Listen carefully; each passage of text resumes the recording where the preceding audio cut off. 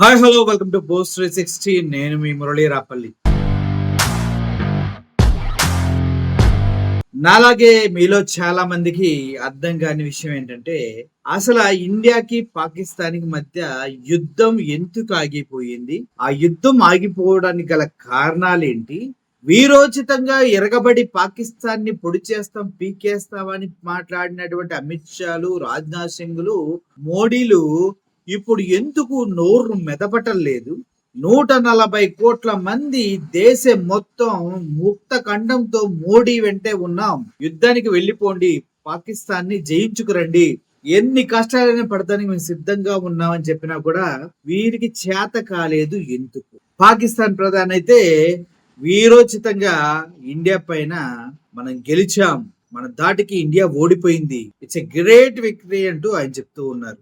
ఇంకా పాకిస్తాన్ లో అంతా రోడ్ల పైన ర్యాలీలు జరుగుతున్నాయి, ఆనందోత్సవాల్లో మునిగిపోతూ ఉన్నారు. క్రికెటర్స్ అయితే వాళ్ళు క్లియర్ గా చెప్తూ ఉన్నారు, పాకిస్తాన్ పైన, పిల్లల పైన, పౌరుల పైన దాడి చేసిన ఇండియా తోక ముడిచింది అని. ఇన్ని జరుగుతూ ఉంటే నాకు రక్తం మరిగిపోతుంది, దేశ భక్తి పొంగి పొరలి దీనికి కారకులైన వాళ్ళని చంపేయాలన్నంత కోపం వస్తుంది. అసలు ఎల్ఓసి పక్క నుంచి పూంచ్ గ్రామంలో జరిగినటువంటి దాడి చూస్తే సామాన్యులు గుండెల్లో బుల్లెట్లు దిగి రక్తపట్టి పారింది. అది కూడా ఇండియన్ గవర్నమెంట్ పట్టించుకోదా? కేవలం హిందువా ముస్లిమా అడిగి కాల్చి పెహల్గామాలో అడిగితే కేవలం దాని గురించే పట్టించుకుంటుందా? అంటే పూంచ్ లో కూడా హిందువుల ముస్లింలా అని కాల్చి చంపాల్సిందా అని నాకు అనిపిస్తుంది. నాకు జ్ఞానం వచ్చినప్పటి నుంచి, నేను పుట్టినప్పటి నుంచి నాకు తెలిసిన యుద్ధాలు రెండే రెండు. ఒకటి ఇజ్రాయెల్ కి హమాస్ కి జరిగినటువంటి యుద్ధం.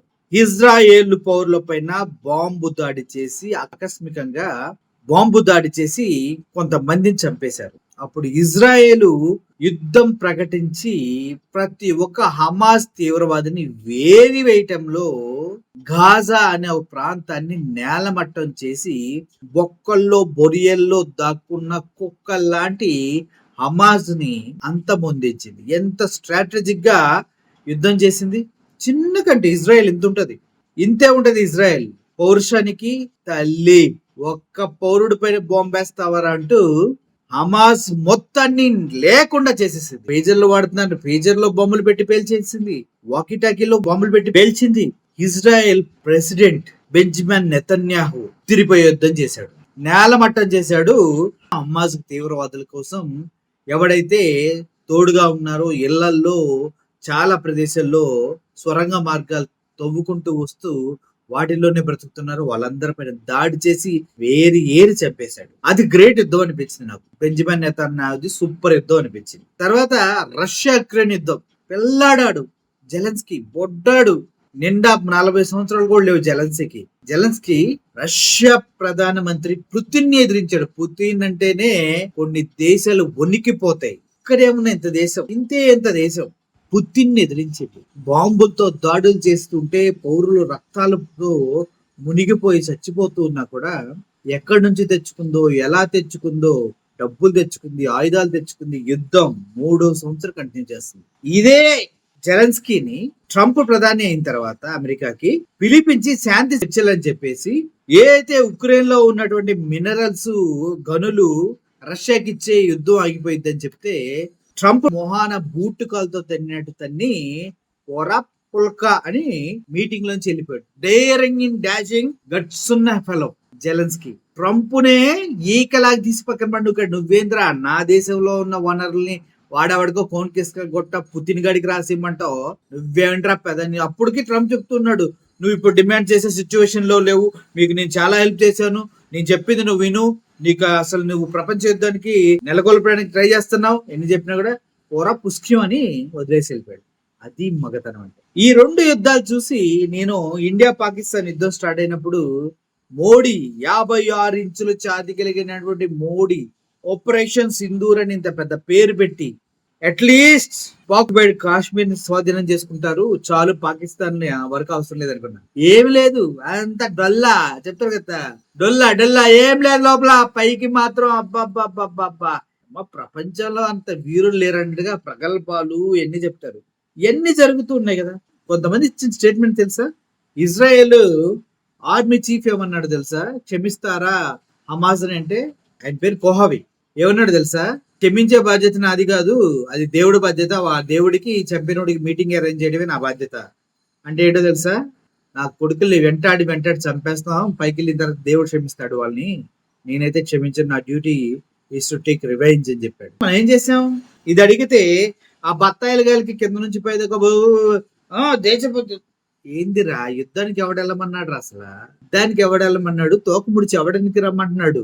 అసలు మన దేశ ప్రధాని ప్రకటన చేయవలసింది వాడెవడో ఎర్రిపప్ప ట్రంప్ గడు మన దేశం పైన చేయటమేంద్రా అనేసి ప్రతి ఒక్కరు అడుగుతున్నారు. ఈ క్రమంలోనే ఇంకొక యుద్ధం గురించి నాకు బాగా అర్థమైంది. ఇంకొక వ్యక్తి ఫీమేల్ ప్రైమ్ మినిస్టర్ అని కూడా దేశాన్ని ఎలా నిర్మించిందో నాకు అర్థమైంది. She none other than Indira Gandhi గారు. ఇందిరాగాంధీ గారి గురించి గత 2 రోజులుగా సోషల్ మీడియా ఆకాశానికి ఎత్తేస్తుంటే 1970లో జరిగినటువంటి బంగ్లాదేశ్ పాకిస్తాన్ యుద్ధం గురించి మనం మాట్లాడుకున్నట్లయితే శివంగి చించారేసిందని చెప్పారు. ఒక ఫిమేల్ ప్రైమ్ మినిస్టర్ కు ఉన్నటువంటి గట్స్ కూడా మోడీకి లేవు అంటూ అందరూ మాట్లాడుకుంటారు. ఇదే విషయమై యుద్ధం జరుగుతున్న టైంలో 1970లో అమెరికా జోక్యం చేసుకోవడానికి చూసి ఇందిరాగాంధీ ఏమన్నారో తెలుసా?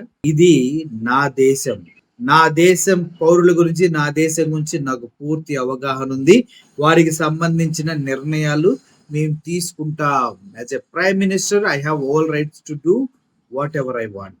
నా కంట్రీ విషయాల్లో వేలు పెడతానికి అమెరికా ఎవరు, వాడికి అసలు అంత బిజినెస్ చేసే అవకాశం లేదు అని నిస్సిగ్గుగా గుండె ధైర్యంతో అమెరికాని మొహం మీద ఊసినట్టు సమాధానం చెప్పింది ఇందిరాగాంధీ. కానీ మనం ఏం చేసాం? వాడెవడో మోడీ గాడంట యుద్ధం చర్చలు జరిగినాయి అంటే అబ్బో చర్చలు జరిగినాయి అయిపోయింది, సీజ్ ఫైర్. ఏందో యుద్ధం ఎందుకు స్టార్ట్ చేశారు, ఎందుకు యుద్ధానికి వెళ్ళారు, ఏమన్నా ఒక్క దానికైనా ఫైదా ఉందా? ఫైదా వచ్చిందా? 140 కోట్ల ఇండియన్స్ గుండెల పైన ఓటమి భారాన్ని మోపాడు మోడీ. ఒక ప్రధానమంత్రి ఎలా ఉండకూడదో అలా ఉన్నాడు మోడీ. నువ్వు సీజ్ ఫైర్ చర్చలకు వెళ్ళి శాంతియుత ఒప్పందాలు చేసుకునేటట్లయితే ఆర్టికల్ 370 తీసేయి, చర్చలతో ముగించుకో. నువ్వెవరు 370 పెడతానికి? ఇలా మాట్లాడుకుంటూ పోతే మోడీ చేసినటువంటి ఈ ఒక్క చర్య వల్ల భారతదేశ పరువు గంగలో కలిసిపోయింది. గంగలో పుష్కరాల్లో కలిసినట్టు కలిపేశారు. ఒక్కసారి కూడా ఆలోచించకుండా 140 కోట్ల దేశంలో ఉన్నటువంటి పౌరుల మనోభావాల్ని, ఆత్మవిశ్వాసాన్ని పాకిస్తాన్ కాళ్ళ దగ్గర తాకట్టు పెట్టినట్టు అయింది పరిస్థితి. అర్థమవుతుందా మీకు? గుండెల నిండా అలా పహల్గామ్ లో జరిగినటువంటి దాడిని గుర్తు చేసుకుంటూ, ఇంతకీ ఇన్ని జరిగిన పహల్గామ్ తీవ్రవాదులను పట్టుకోలా, అది అసలు హైలైట్. ఆడెవడో తెలియదు మనకి, వాడు వచ్చాడు, కాల్చాడు, పోయాడు. దీని గురించి సెక్యూరిటీ లోపం, దాంట్లో చాలా మంది ఇన్వాల్వ్ అయ్యారంటే పిల్ల బత్తాయి గాళ్ళకి అసలు తట్టుకోలేకపోతున్నారు. అమ్మ పచ్చ బత్తాయి గాళ్ళు, గ్రీన్ బత్తాయి గాళ్ళు, ఎల్లో బత్తాయి గాళ్ళు ఉంటారుగా, తట్టుకోలేకపోతున్నారు. అమ్మ అంత మాట అంటావా, రారా ఎట్టగా వస్తారు.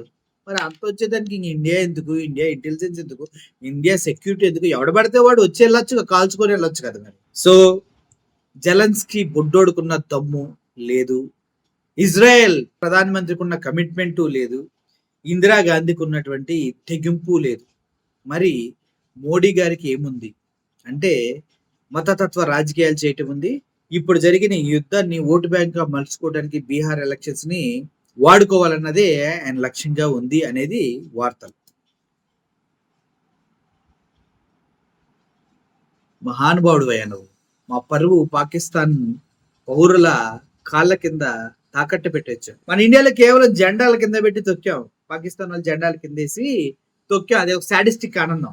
కరాచీ పేరున్న బేకరీల పైన వెళ్ళి దాడి చేసాం, అదొక సాడిస్టిక్ ఆనందం. మన కరాచీలోకి వెళ్ళి ఒక్క ఈక పీకలేకపోయాం, వాళ్ళ దేశంలో ఎక్కడికి వెళ్ళి ఏమీ చేయలేకపోయాం. వాళ్ళు ఇప్పుడు పాకిస్తాన్ జెండాల్ని ఎగరేసుకుంటూ తిరుగుతున్నారు.